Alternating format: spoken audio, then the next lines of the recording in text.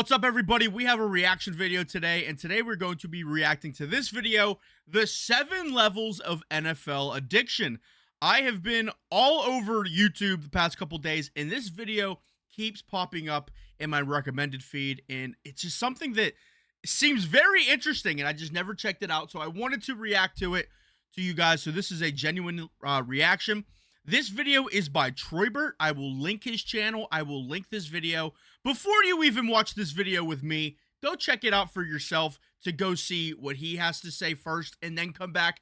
I want him to make sure that he gets all the credit and love from this. So go check out his video and then come back and we will react to it. But I haven't seen this video. I want to talk about it for the first time. I'm going to pause it here and there because that's what a reaction video is. You guys aren't just going to watch the video with me. We're actually going to react to it, and I'm going to give some takes about it because I'm not just going to fully take this guy's content, and you know how it is. But we're going to watch this video. We're going to break it down, and if there are things that I see fit that I'm going to add to it, well, I'm going to pause the video. So that's why I suggest maybe go watch his full video. Again, I will have that link down below. So let's just start this off right now.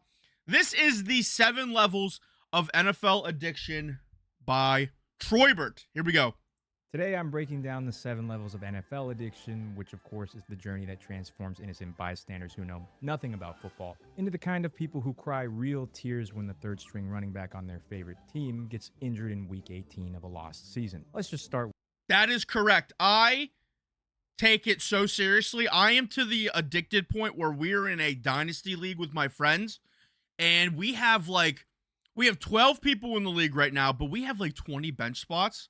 And we fight in the comments or in the chat about third string running backs. It gets crazy. Like, people were trying to trade, and then they're throwing in these third string running backs as trade pieces, and they're like, that guy sucks. And they're like, didn't you watch the week 18 game, you fucking idiot? It gets crazy. We are very much addicted to the NFL, so yeah. Where it all begins. Level 1, the football virgin.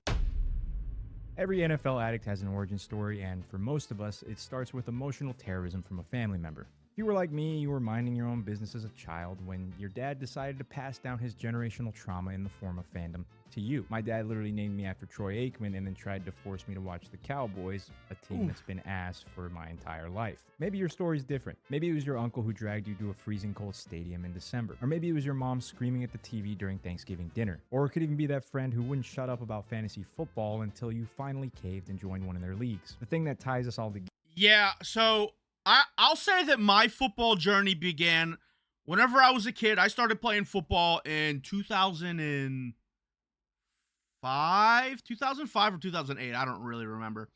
At that time, Ohio State was popping off. So they were always on TV. They were just the school that I would always watch. And I started getting a little bit more into football, a little bit more interested, wanted to learn the game more. And my grandfather, it was Steelers or nothing in this house. Now, it's Steelers or nothing in this house, rightfully so, because we live in Pittsburgh. But, I grew up more starting watching college football, and then I morphed into the NFL game. I believe it was the first year that we won the Super Bowl versus the Seahawks. That's when I started, I was really into it that full season. I should have ended my football fandom right there. My favorite team that I was forced to won the Super Bowl. I should have stopped there, but now I'm a miserable Steeler fan, so let's continue this. Together is that you didn't choose the NFL, it chose you. At this stage, you know close to nothing about football, and you're asking questions like, what's a first down, and why is it that that guy keeps putting his hands underneath that other guy's butt crack before the play starts? Your friends and family are constantly trying to explain basic rules to you while simultaneously having emotional breakdowns over referee calls that you don't understand. They're screaming about holding while you're still just trying to figure out why it is that these guys are wearing pants that are way too tight. But don't worry about the rules right now because none of it matters. What's really important is that you've been exposed. The virus is in your system. Welcome to NFL fandom. Level 2, the casual fan. Yeah, growing up, you probably wouldn't have thought that I would have been as big as an NFL fan as I am now. But I'm still a much larger college football guy. I like college football a lot more than the NFL, but my friends aren't as addicted as me, and they don't want to do a college football dynasty league, which I guess fair, because you got to be in deep for that. But yeah, let's continue the video. Man. Something shifted. Maybe it was just one incredible play. Maybe you won your first bet. Maybe you just got tired of being the only person at the party who has literally no idea what's going on. The important thing is that now you have a team and you have people to root for. Usually, like I said, it's inherited and passed down like a genetic disease from your father, who got it from his father, and results in an endless cycle of disappointment and false hope. Or maybe you're like me and thought that you could outsmart the system. Like I said earlier, my dad tried to infect me with Cowboy fandom, but I said no. I'm going to choose my own team. And I randomly chose the Minnesota Vikings because nothing says I'm my own person like choosing a team who will also disappoint me for years to come. Yeah. Either way, at this level, you've given yourself a reason to care. Whether you inherited your dad's team or rebelled against it, you're now emotionally invested in the success of millionaires who don't know you exist. You're slow. So whenever I, started watching football, as I said, I was a Steeler guy. But it got to a point, too, where I wanted to do the same thing. I wanted to rebel more so against, like, my friends and such. And it became, I started watching football, so I started playing football games. I got real into wanting to play as Michael Vick. So then I was like, well, I'm a Atlanta Falcon fan. And then that, obviously we know what happened with Michael Vick. And then one day, me and my buddy were watching YouTube videos, and we stumbled upon Devin Hester highlights from Miami. And from there on, I was like, this is my guy. I am a Chicago Bears fan through and through. That lasted all of maybe a few weeks. But Devin Hester, even though I wasn't a Chicago Bears fan, Devin Hester was my guy. I was still a Steeler fan. I had to be. I was the type where I'd be like out in the playground. I'd be like, yo, you guys know that the Steelers actually suck, right? And then whenever, I'm playing in the playground and I'm going, yeah, Steelers sucking and go Falcons and go Devin Hester. And then I get home and I go, oh my God, I love the Steelers and every other team sucks nuts. That, however, we used to talk back then. But that's that. Slowly but surely starting to understand the rules of football, and you kind of get what's going on now. You're also starting to recognize big names around the league. You might even start to develop your own opinions on quarterbacks, even though those opinions are usually just whatever ESPN told you to think that week. You're no longer wondering what a touchdown is, you're just wondering why is that your team can't score. That's one thing, too, is ESPN only talks about Patrick Mahomes, Dak Prescott, and LeBron James. So most kids probably think LeBron James is a quarterback in the NFL, but ESPN, I made a video about it on TikTok today. ESPN is not what it used to be. You used to be able to watch every single play from every single game. Now they just pass over all that and they only talk about the big market quarterbacks, the Dallas Cowboy quarterbacks, or sometimes the Jets quarterback whenever Aaron Rodgers was there. But it's hard for kids now to learn about the game through ESPN because they just don't talk about it anymore. So, yeah. One. And what might be the most important thing is that you're starting to feel real emotions during games, even though those emotions are sometimes just mostly confusion and mild frustration. At this stage, you've also probably added a few football terms to your vocabulary, and you might even use football metaphors in real life, usually incorrectly. Whether you consciously know it or not, you're starting to plan around NFL games. When someone suggests Sunday plans, a small voice whispers in the back of your head, but the game's on Sunday. In the following levels, that voice is about to get a whole lot louder. Level 3, the tipping point. Oh boy. This is where that casual fandom really starts to turn into full-blown addiction. There's no single moment, but suddenly you realize you've crossed a line that you can never come back from. For some, it starts with fantasy football. Just one league, you said yourself. Now you're watching the two worst teams in the league play on Thursday night football because you need... My tipping point was joining a fantasy football league, and that fantasy football league we used to do was terrible. My buddy insisted because he didn't want to try to get people together for the draft. We were in 8th grade, 7th grade. He didn't want to try to get us all together for a draft, so he just auto-drafted. And for some reason, we still took it completely seriously. It wasn't even the fact that I wanted to watch the games. I didn't want to watch the Jets and the Jags. I just wanted to beat my friends in fantasy football. And I had to watch the games because you know how it is. It's like when you place a wager and you're gambling. If you don't watch the game, it's going to lose. You know how it is. So I had to watch every single game, and then I was like, oh, I'm finding myself actually enjoying watching this really crappy Thursday night football game, or, this really bad Monday night football game that is 0-0 going into the fourth quarter. But I have to beat my friends in fantasy football. So I love this now. And that's what I actually love more about fantasy football is just beating my friends. Winning for me does not feel as good as losing hurts. When I lose to my best friend in fantasy football, it's a dark path. I don't even want to get into it. 7.3 points from your flex receiver. Or maybe is when you started playing the game yourself. I started playing Pop Warner at 10 years old, and suddenly football wasn't just something I watched, it was the only thing that I could think about. However you ended up getting to this tipping point, the symptoms are all the same. You're not just watching your team anymore, you're watching everyone. Red Zone on Sunday has become your new religion. You're starting to know the names of backup running backs on teams you couldn't even find on a map. You have opinions on offensive coordinators, and really, you don't even know what an offensive coordinator does. You no longer think of the week as Monday to Sunday. Your week now starts on Thursday because of Thursday night football and ends after Monday night football, and Tuesday and Wednesday are just the days that stand between you and the next days of football. Correct. Your non-football friends have started to notice the changes in you as well. You check your phone constantly for injury updates, and you refer to professional athletes by their first name like you went to high school with them. Not only does your week revolve around... When I was like full in on fantasy football, I was up at 5 in the morning because I was in like 15 leagues. I was addicted to fantasy football leagues. And I would get mad because somebody would do good on my team, but then in another league, he'd be on the person that I'm playing against. I'd be like, well, like, logically, it makes sense. Yeah, you're in 15 leagues. Of course, somebody's not going to be on your team in every single league, and you're going to play against them.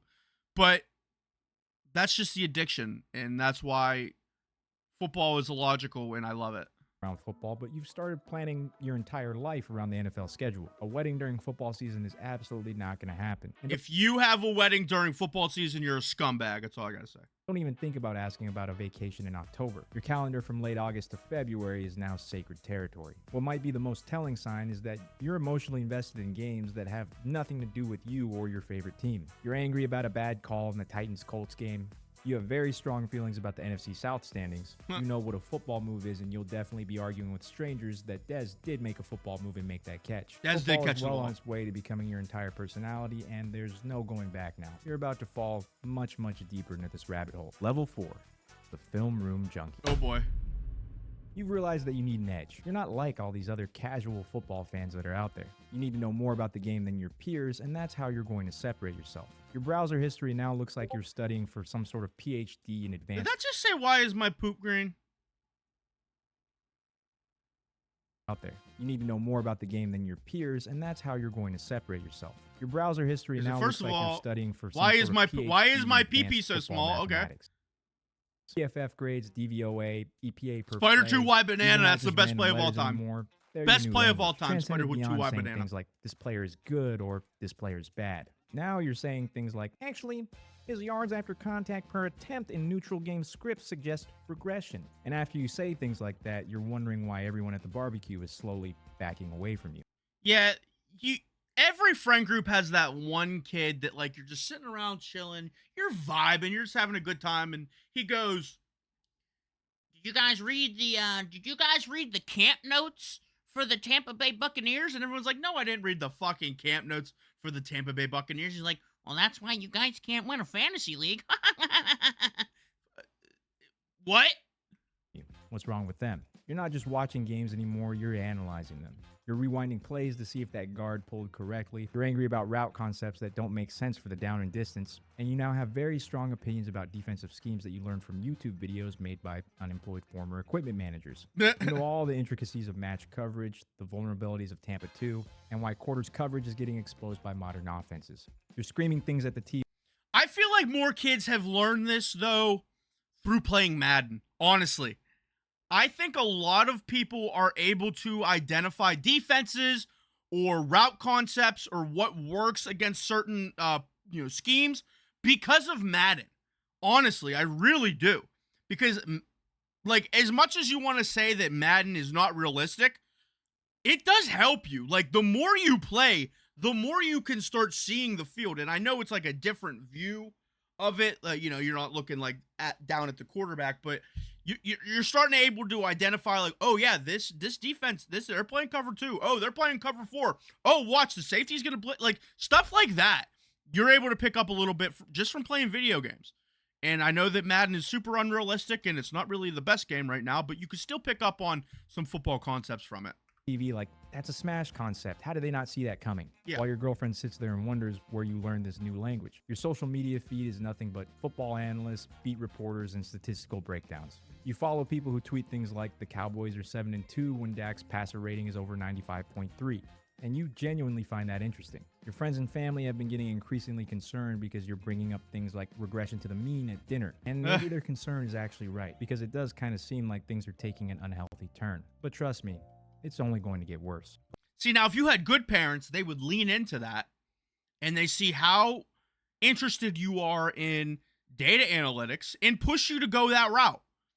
I mean, you're probably going to hate it because it's boring and numbers are boring, but they should push you in that direction if it's something that you're actually interested in. Level 5, the degenerate. This is where things start to get a little dark. You decided Gambling. that you were going to put all of that football knowledge that you accumulated in past levels to good use.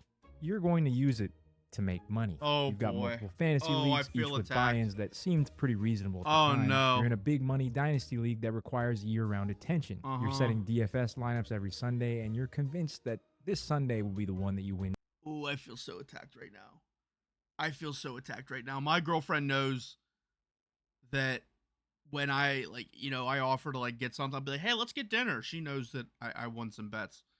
And if I say, hey, we got ramen noodles downstairs in the pantry, she knows I'm cooked. So Big. And we cannot forget that you've got sports betting apps sending you deposit match bonuses that feel like free money, but somehow never are. Despite all the film study and all of the advanced stats, you're still chasing that high from that parlay that you hit that one time. The one that you tell everybody about, $10 bet that you turned into $850. What Yeah. you don't tell everybody is that you lost $8,500 trying to repeat it. You somehow feel like the degenerate math in your head makes sense. If I just hit this 11-team parlay, I'll finally be back to even. The fact that you even need to get back to even. question about this. You have an 11-team parlay. Would you rather lose the first leg and then they all win the rest of the games, or would you rather win them all and then lose the last leg? That's what I want to know from you guys. Even should be the warning sign that you need to stop, but for whatever reason, it's become motivation. Every loss isn't a failure, it's just getting you closer to that next big win. That's exactly how probability works, right? Things have gotten so bad that you've You can't hit big if you quit gambling, just so you guys know. But please gamble responsibly. convinced yourself that you're out getting involved in the community. But really, what getting involved in the community actually means is that you head to the local middle school games because you think it's going to give you an early scouting head start on the rookie class of 2035, which you also somehow think is going to give you an edge in your big money dynasty league. Rock bottom just keeps getting lower. First, you were just betting with your entertainment budget. Then it was the savings account. Now it's devolved into you wondering if you really need both of your kidneys. Yeah, we got those stimulus checks back in 2020. Yeah, I lost it in, I don't know, 30 minutes. So Korean ping pong's hard to bet on, guys. If you're watching this video and have never reached this level, I would highly advise that you try to skip past this level of addiction completely. Yeah, Level don't 6. Avoid it at all costs. I have no problem with anyone gambling, just like being dead serious. One, do it responsibly, 100%. Do not chase your losses. Avoid parlays. Avoid parlays. Just do straight bets. I'm telling you right now, you will be in such a hole if you keep throwing $10. It's $10. What is that? An hour's worth of work for some people? Oh, I'll win that back easily. You won't. I'm telling you, you won't. And if you do once, you're going to make pennies compared to what you're going to lose. The old head. I feel like I'm I wanna getting to be this really level. clear here. This The old is head. the old head level, but it's not reserved for people who are old. This is just the level that you develop old head mentality. Maybe it was the pain of your team's 5th straight losing season in a row. Mhm. Maybe it was watching the refs gift wrap another game to that one quarterback who you hate, who Patrick Mahomes. must not be Lamar Jackson. named. Or maybe it's all that money you lost in level 5. Whatever it was, you've developed a hatred for everything about the modern NFL, despite the fact that you watch every single game. The game is Oh, soft, yeah. players are pampered, and back in your day, which was like 5 years ago, football was football. You spend the majority of your Sundays This complaining hits about deep. things that are going on in the game now. Every flag that you see is proof that the league is rigged. Every rule change is ruining the sport. This And hits you've so said that the deep. NFL is becoming flag football at least 47 times this season. Maybe best of all, Maybe you've become maybe a some week. sort of referee conspiracy theorist. If we look through your camera roll, you have screenshots saved of holding calls that were never called, Nah. and you've taken it upon yourself to use those screenshots on Twitter to break down how the NFL is scripted for ratings. Roger Goodell is your No, but there have been times when a bad call has happened in a Steeler game, and I have angrily, full caps tweets, full profanity, sent tweets to Roger Goodell, the NFL, the NFLPA officials, blah, blah.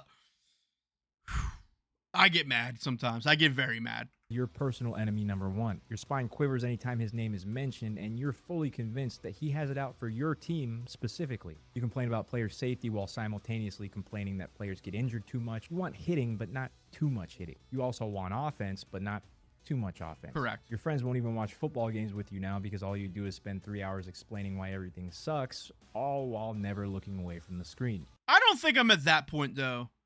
Like I won't voice it in the moment. And if I do, it's like something egregious that everybody in the room is like, yeah, that shit sucked. But I'm not going to watch like a phantom holding call and then go on a rant. I'll be like, oh, they missed that. But I'm not going to be like, you know, wanting to burn my friend's house down because I'm mad that Myles Garrett got held, which I'm not going to actually do that because I don't like Myles Garrett, because TJ Watt got held. You've kind of just become the football equivalent of the bitter ex who can't stop talking about their former relationship. And you're now trapped in a toxic relationship with an organization that does not care if you live or die. Level 7, the lifer. This isn't enlightenment, it's not transcendence, it's just acceptance. You stop getting angry when your team loses, not because you don't care, you care more than ever, but it's because you finally understand something very important. It was never about winning or losing in the first place, because you were going to watch anyways. The wins don't make you as happy as they used to, the losses don't hurt as much, and you've achieved a different kind of high. The pure, uncut addiction to football itself. You watch every single game with the same dedication. I have a buddy who is a Jets fan, and since he's a Jets fan and the rest of us are all Steeler fans, me mostly, sometimes I can't understand. I'm like, why do you even watch the games? Because he even says, he's like, I know what's going to happen. I know we're going to lose. And part of me is like, why do you even watch the games knowing that you don't have a shot to make the playoffs, knowing that, you know, you're going to get hurt, you're going to be miserable. And that's just part of the experience of football. It really is. Like, I haven't been to a level yet in my football watching experience with the Steelers where, yes, I've been like upset because the Steelers haven't won a playoff game in forever, but I know that they're going to find a way to make it into the playoffs. And if they don't, they're still in contention come week 17 or week 18.